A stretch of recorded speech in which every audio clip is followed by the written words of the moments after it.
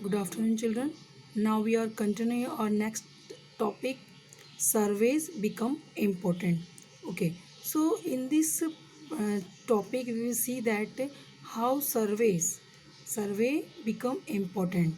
Okay, so under the colonial administration, the practice of surveying become common. Okay, by the early 19th century, detailed surveys were being carried out to map the entire country.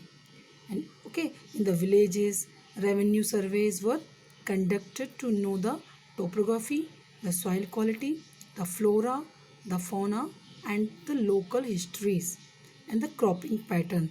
Okay, so these kind of surveys are very important.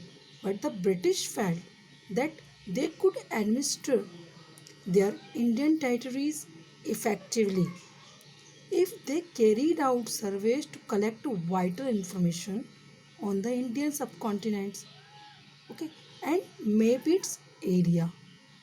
So that this leads to the establishment of the Survey of India in 1767 at Dehradun.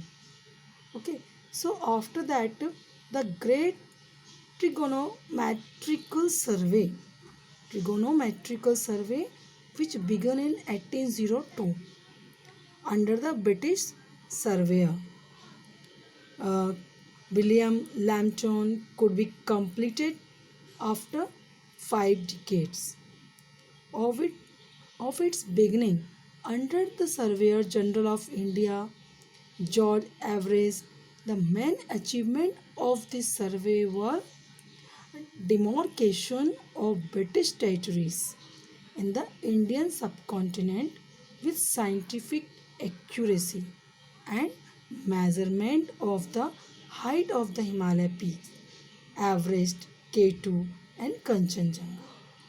Okay, so after that revenue survey were conducted in the rural India. Several other surveys like botanical, geological, archaeological, anthropological and forest survey. These type of surveys were very important on that time and this time also were conducted to know about the soil quality, the flora, fauna and the local histories.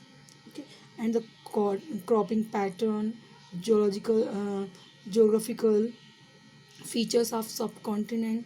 Okay, so by these surveys we can collect vital information about the quality, quantity, periods of the time, soil factors.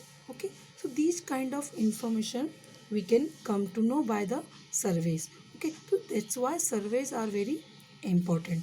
Okay, in next we will see that what official records do not tell. Okay, so in this topic we will see that all kinds of administrative records were very important.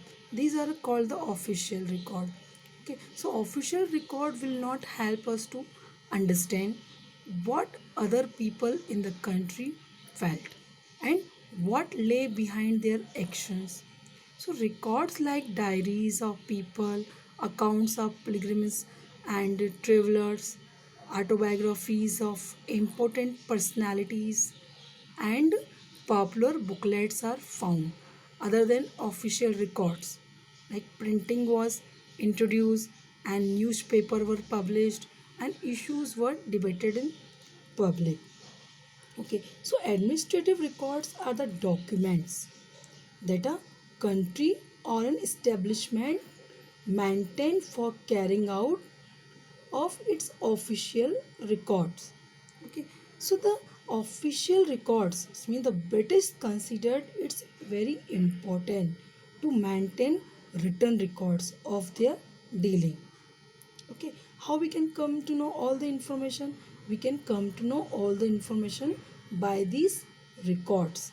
Right, so they noted down all official instructions, plans, decisions, agreements and investigations that were studied and debated upon later. Okay, so this practice generated different kinds of administrative documents like memos, okay, noting and reports, that give us insight of British administration of their Indian territories. You know that the British knows that it was important to preserve documents for the future reference also.